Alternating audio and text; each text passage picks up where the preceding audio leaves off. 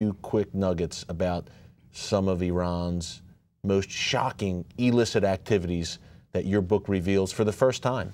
I worked several years in Europe, a few years in Europe through the Islamic community. And what I noticed and what I reported the most shockingly was the operation out of the mosques.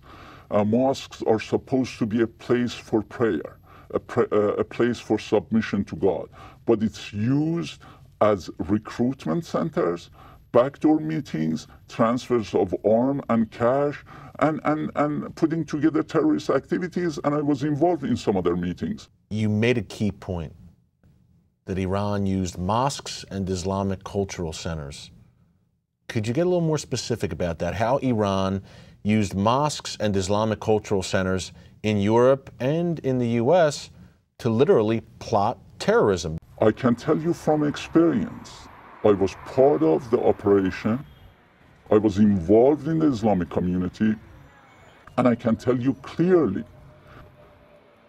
out of mosques, there was a big effort with the Afghan community, the Iranian Guard members, Pakistanis, Turks, and others, and they would recruit from them. They would transfer cash and arms, and mosques provided a safe haven, and actually, in my view, was one of the centers of the operation.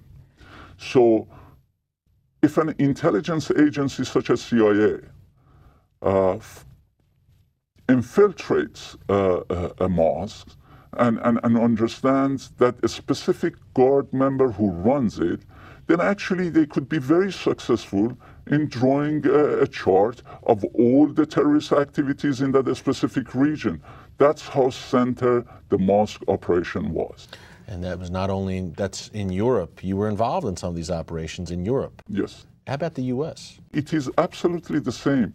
There is this, they recruit, they train, they sell the ideology of martyrdom, and many are guided and connected to terrorist groups, and you've seen this. Many US-born citizens, Muslims, unfortunately, have been sold this idea and sent to Al-Qaeda camps or others.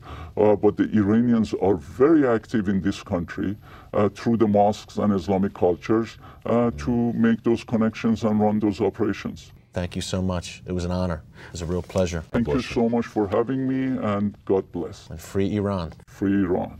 Thanks again to Reza Khalili for taking us inside the Iranian Revolutionary Guards and their operations in the West. Reza reveals much more of this exclusive inside information in his new book, A Time to Betray. You want to understand the threats we're up against? You need to read this book. And keep it right here as we report on the advancing global jihad that's in your backyard. Take care, and God bless.